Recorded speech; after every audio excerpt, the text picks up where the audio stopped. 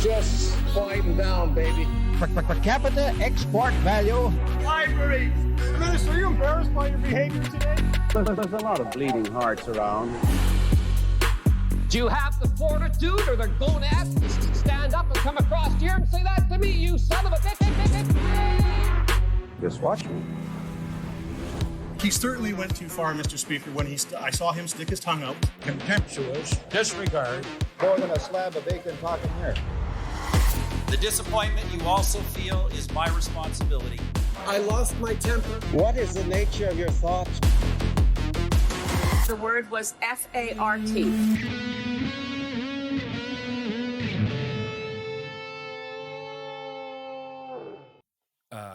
Welcome, ladies and gentlemen, to another tantalizing and ticklish episode of Canadian Politics is Boring. My name is Zanzibar Buck the Third, and with me, as always, is the Grand General Bum Tickly McGee. Hello. This is very confusing for people who've never listened to our show before. I'm Reese, and this is Jesse. Those his names Jesse made up. You might find hard to believe, Right? Yeah, I'm actually horrible at making up names. I don't know if you could tell. Yeah. No, Yeah. they were good. I loved them. I might change. I might legally change my name. It's a Bum Tickle McGee, General Bum Tickle McGee. General Bum Tickle McGee. Yeah. What a wonderful name. What a wonderful name. Anyway, should we enter the STD zone? The small talk dimension. Yes. Yes, and for anyone who's listening, welcome to Canadian Politics is Boring. Oh, sorry. This Yeah, is we a forgot show- to do that. This is the show where Reese, a Welsh immigrant, teaches me, an apathetic Canadian, and that is true as much as you can make it so, about my country's own politics and political history and neat stuff like that. And most of the time, I'm pretty bored with this shit, but he tries to make it as interesting as possible by finding the weirdest shit out there. So come along. Interesting, weird, and sometimes sexy. Right? So he always likes to start off the first of the show with some small talk as if we're friends. So just bear with us for a few minutes with that, please. I was going to ask you a question. How's your plans to move cities going? Oh, fuck. I don't know. Oh, good. That good. Yeah. It's really, I got to get a job first before I can do anything. So that's step number one. That's true. Yeah. Get a job somewhere. So, but yeah, I don't know, man. I don't know. I've been hiding away from Omicron for months, and all the news articles. But everybody else is totally everything is normal now. Yeah, I've heard. I know. Apart And from they're for like, you, all you're the only person still living in a bubble. Well, I don't listen to normal people when it comes to pandemics. I listen to epidemiologists. So they've been like, we don't know what to do. We don't know. So we're like, okay, I guess it's just fucking here to stay. Just go, get sick. But then they're like, don't get sick. I'm like, okay. Well. I can't. I for the last 3 months, I've just gone. This is just like before the pandemic. This is totally normal. What we're doing right now is this is so normal. And then every time I speak to you, I remember that you're still living the pandemic of your own choice. So, yeah, I'm just gonna have to embrace the fact that I'm probably going to get a horrible, horrible flu. Like, yeah, because you've got no resistance to everything else that is perfectly normal and was there before now. So I have boosters. I have like 3 shots. I've got lots of resistance. I mean, just other illnesses. People are getting really bad colds because they've not had the cold for so long. Oh, that'll be fun when I get back to the city. You got that to look forward to. Just keep. This is our small talk. Make it worse for yourself. This is what Jesse we're entertaining our audience. Yeah, Death Watch 24/7 with Jesse Harley. So, yeah. I'm gonna just turn my microphone over. I've got a brand new microphone. I spent Jesse's finally got several $100. Barbie's my first microphone. Yeah. So I'm just checking my levels. I'm going to talk loudly. Oh, I peaked a tiny bit when I talked loudly. It's fine. What a surprise. Yeah. All right. I'm doing okay. I'm just going to move I'm in like a little closet area with a sound blanket up behind me, and it's very tight and tiny. And so like, I'm excited because I don't sound all echoey and gross. I had a microphone that I was recording with for a while, and it was okay, Audio Technica. And then it broke because I unscrewed it and I severed the wires inside like a moron. And then I found a $30 microphone hanging out in the basement. I'm like, fuck. So that's what I've been using for the past number of episodes. I don't know if you could tell the difference, dear listener, But now you get to hear the sultry sound of my voice in crystal clear clarity. Clear clarity? That's how it goes. Yeah. Okay, that's it. Small talk over. What do you got to teach me? That was the worst small talk I think we've. That ever was done. awful small talk. It was. Yeah. You didn't even ask me what I've been doing with my life. It's fine. I don't care. All right, fine. What the? Sorry, I do care. I love you very much. What? I did nothing really, to be honest. Well, you can't. Oh no! Reese. Do you know what? I planted.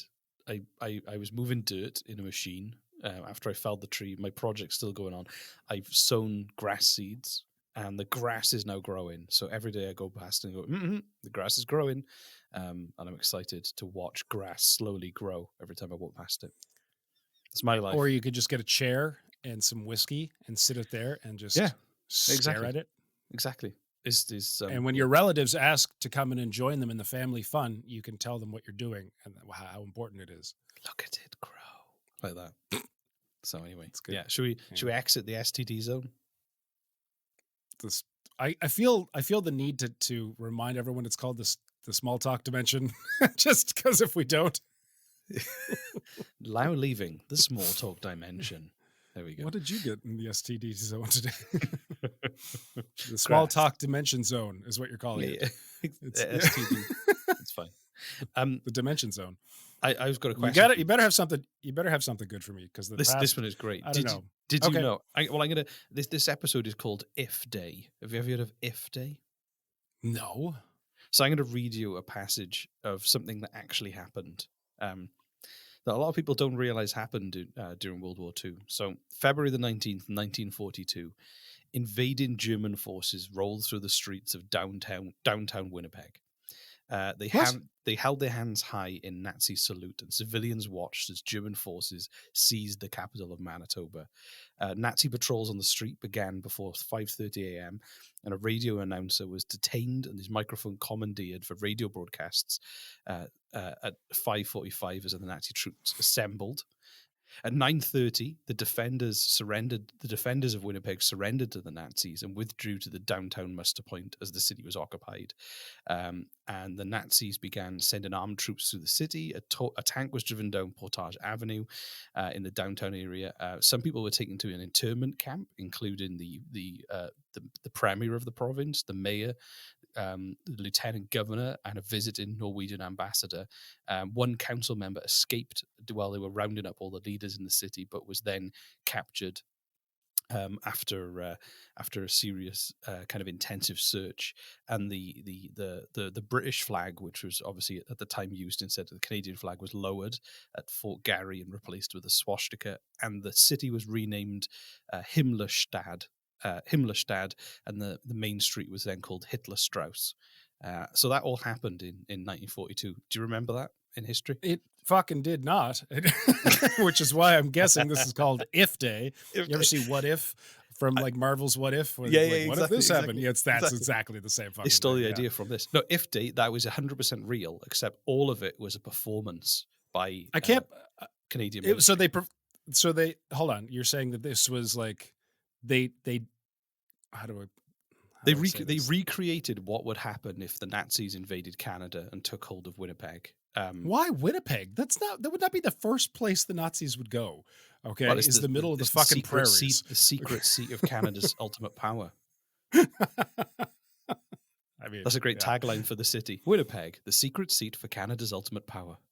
I like that. Yeah, should be on a sign as you drive in. I can't believe, Reese, I can't believe this is not the first time I've had to correct your pronunciation of this word, but it is not swastika, like swashbuckling. Okay?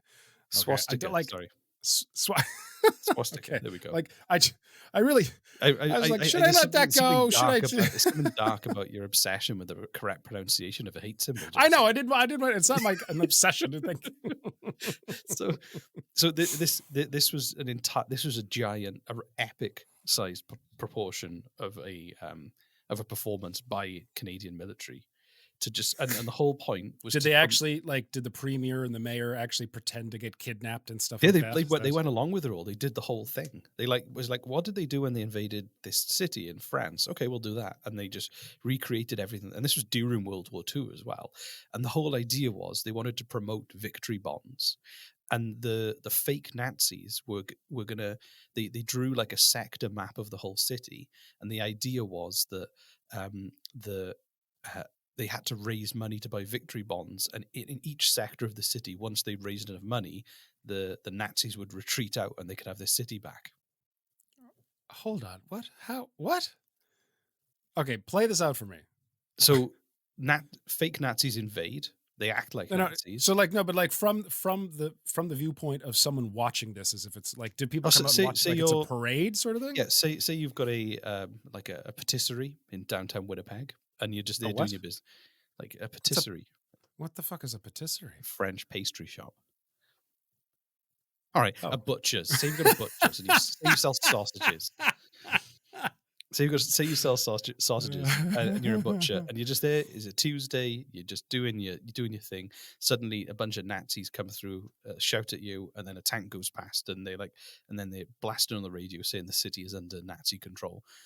And then you find out that the only way for them to go is that you have to donate money to buy victory bonds for the war effort. And then once somebody comes around and says, "Good news, we've managed to we've raised enough victory bonds," then the Nazis would leave and you could carry on with normal life. Wow. They but some parts of it they actually took it quite.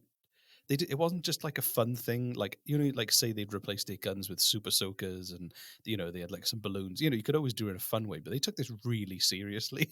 I think the whole point was hold on. You're okay.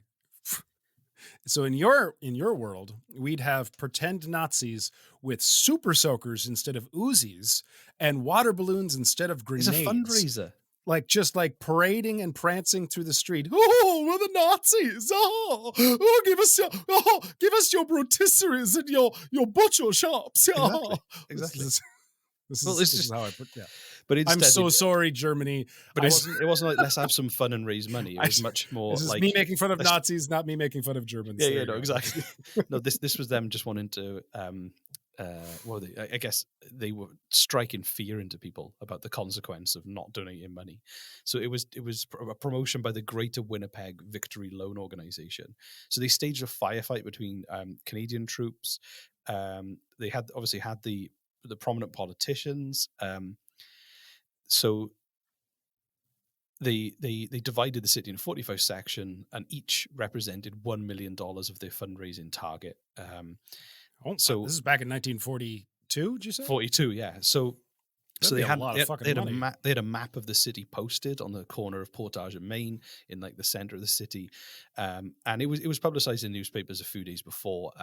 But a lot of people didn't read the newspaper, so they were completely surprised by the invasion.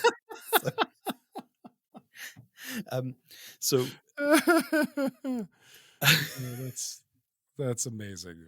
Okay. And to prevent a rush to emergency shelters, residents of the neighboring northern Minnesota were also warned about the radio broadcasts they'd be receiving. And they even painted Royal Canadian Air Force planes to look like German fighter planes and flew them over the city. Wow. So this like some poor grandmother knitting a sweater for her grandson, sitting in a rocking chair in her porch. Suddenly a tank drives by, jets fly overhead. Someone rushes up to her, is like, "Give us money and these Nazis will leave." Like this is, and they're doing it completely seriously, not tongue in cheek, not support your army. And this is, and there was like 3,500 like military and volunteers were playing the roles. Wow. Oh my God. Yeah. So then they installed someone called Erich von Nuremberg as the provincial leader, and then he was assisted by George White, who was the local Gestapo chief and put in power. Jesus. And their plans was the plan. They posted their plans on papers across the city, and I'll read them to you. Their stated purpose was to assist Hitler in his plans to take advantage of Canada's low population density by colonizing the country, and they issued the following decrees. This territory is now part of the Greater Reich and under the jurisdiction of Colonel Erich von Nuremberg. I think it's Reich. Isn't it Reich? Reich. Yeah, Reich. You and you can't pronounce anything to do with Nazis, man. I know, it's like a blind spot. They would be a terrible spy. So, hello, hail Hitler. Damn it! They got me. So all public places are out of bounds to civilians, and no more than 8 people can gather at one time. Every householder must provide billeting for 5 soldiers, as in like 5 soldiers have to stay at your house and you got to feed them. All organizations of a military center. Hold on, wait. Like Canadian soldiers or Nazi soldiers? Nazi soldiers, yeah. You have to like. And you're telling me that people, like a good chunk of the population, still didn't know. I don't this think was a ruse. I think this was like for dramatic effect. I don't think they actually sent 5 soldiers in everybody's houses, and they ate all the bread. Okay. I think it was like that. So.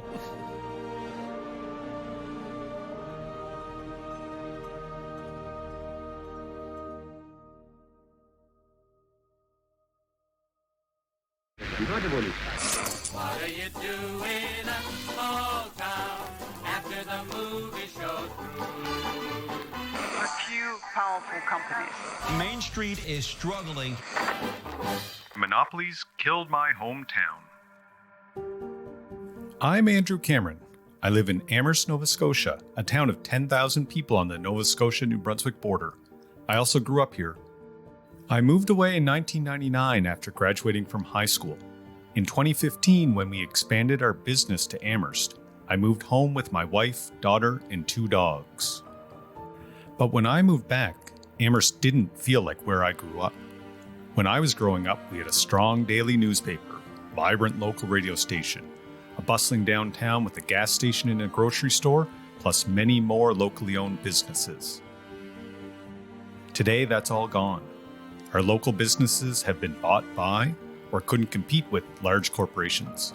We've lost jobs, opportunities for entrepreneurs, and the spirit of our community. But why has this happened? Simple. We let the policies and laws that protected people, small businesses, and towns to be changed. Starting in the 1980s, we changed our competition laws to allow businesses to easily merge and amass greater levels of power. We also changed or stopped enforcing the laws that maintained a fair economy. These changes let large businesses and the finance industry soar ahead and left most individuals in small towns and small businesses behind.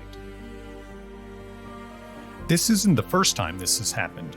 My grandparents fought this fight about 100 years ago. They took on abusive corporate power and they won. Then time passed, and unfortunately, the rest of us forgot what they did. We let our guards down and let power amass in the business world again. These monopolies not only took jobs, businesses, and opportunity from my hometown, they took our ability to shape our communities, our lives, and our future. And I want that back. Finding our Canadian anti-monopoly tradition is what this podcast is all about. I want to try to identify how we got where we are and what we can learn from our past to help fight back today. Subscribe in your favorite podcast app to not miss any episodes and learn more about the anti-monopoly fight that will benefit us all. Monopolies killed my hometown.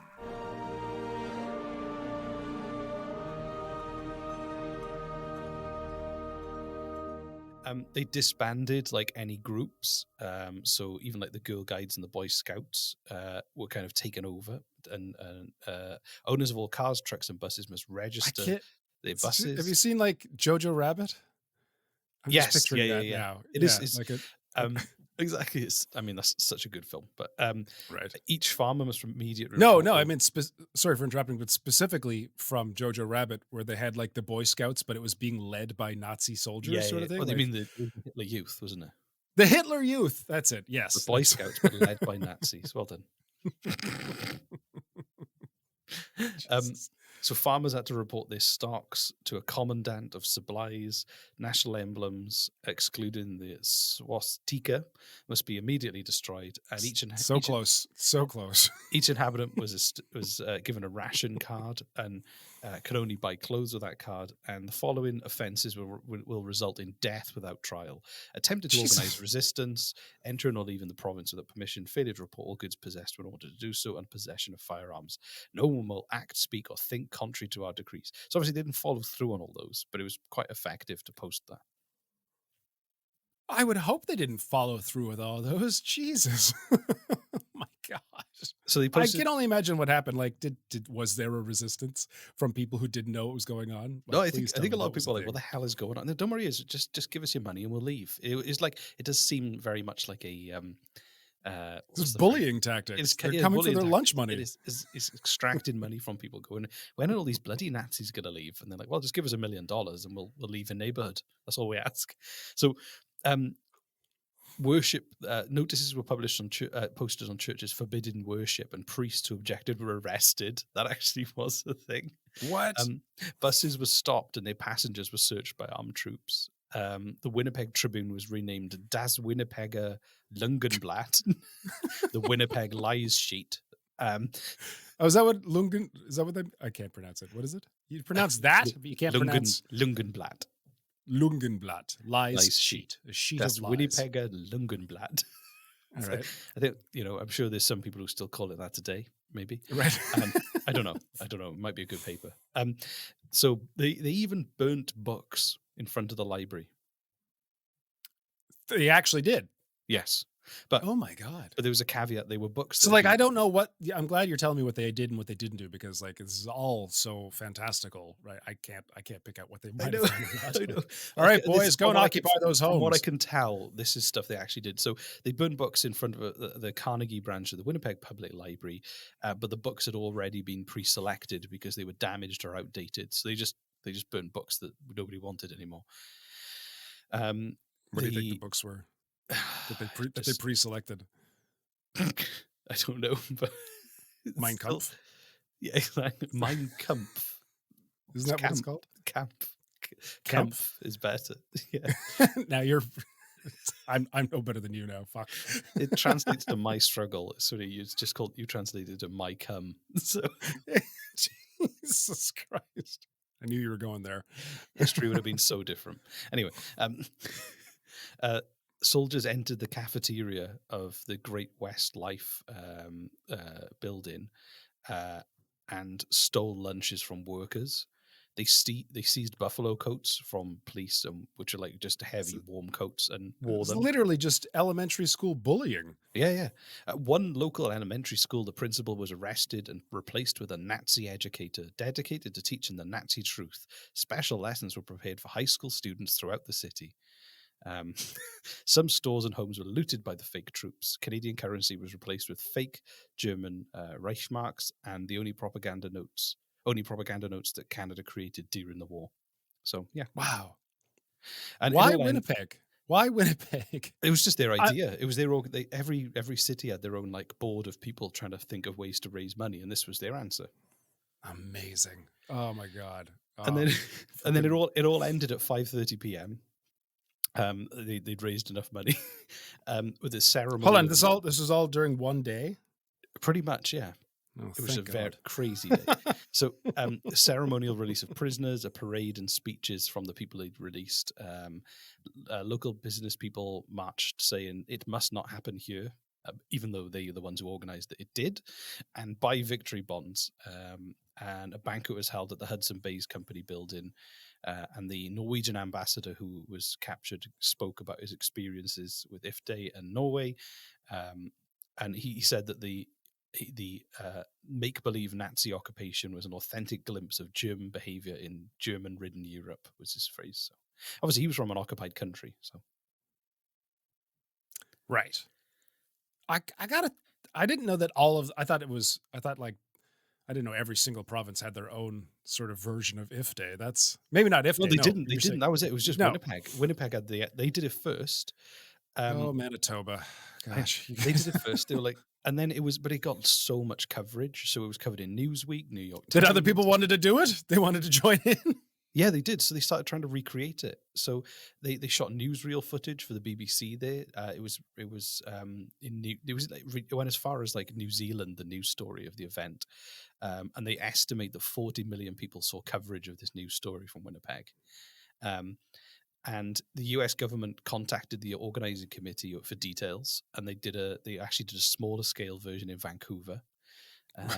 So it was like, this is a great idea. What a great idea. People, so despite the fact that people were probably traumatized in Winnipeg from not knowing that it was going to happen beforehand, the rest of the Canada was like, fucking A, this is great. Yeah. It was just LARPing, a big old LARP.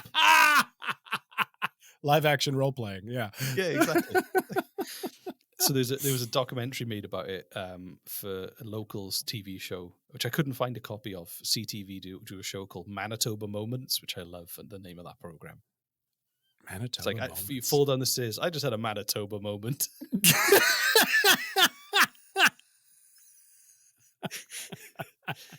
Fake Nazis invade my city. That's a Manitoba moment. Oh, I'm going to start using that in everyday life. Thank you, Reese.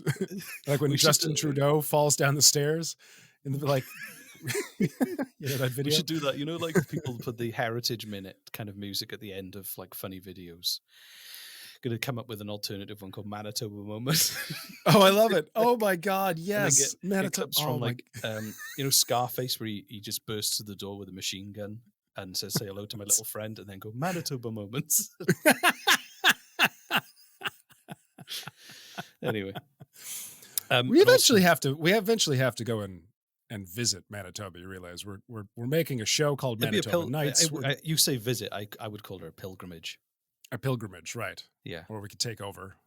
You know, a Winnipilgrimage. A Winnipeg. Ooh, that's a Winnipeg-grimage. You think you're clever. It's good. That's good. Yeah.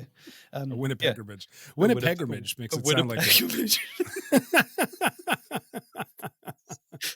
So what brings you here? We're on a Winnipeg-image. We're searching for Manitoba moments. Yeah, got to walk We're around having one Winnipeg right now. 3 times. So. I'm gonna go have a Manitoba movement. If you've had a Manitoba moment, please record it on speakpipe.com/Canadian Politics is Boring. We'd love to incorporate your Manitoba moments in our show. That's a great idea. Yes. Yeah. Yes. Tell us your Manitoba moment. I will play it on the show. Yeah. Exactly. I was just recording the daily news at my radio station, and then it was invaded by fake Nazis, and they locked me up. But they let me go at 5:30.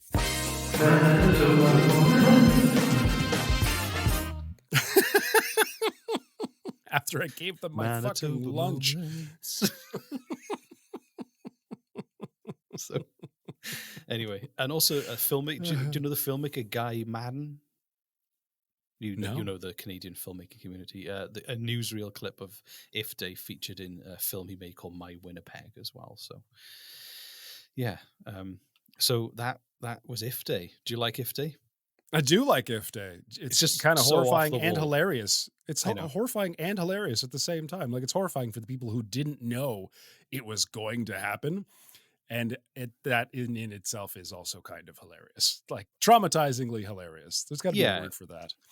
Traumatizingly hilarious is seeking enjoyment from the trauma of others. Is that the definition of the phrase? No, I'm thinking of yeah. Sure. Let's go with that. Cool. So, we're going to very soon record another episode of Canada is Boring. I've got a great topic that we're going to cover, which will be coming out next week.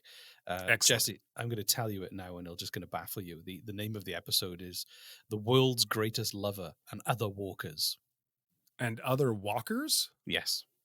Like a walker, like something an elderly. That's all I'm giving you. The world's greatest lover and other walkers. That's all I'm giving you. Or whackers, as you say. I'm intrigued. All right, yeah, I love our Canada is Boring. It's behind the paywall, shows. So it is behind the paywall. The Patreon. Oh, we've just so you know, Patreon has been upgraded now. So not only has our show inside of the Patreon been converted to Canada is Boring, which is all about weird and bizarre things, anything to do with Canada, and my God, they're amazing. But we're giving you the regular show early every Friday instead of every Monday, and ad-free. So there you go.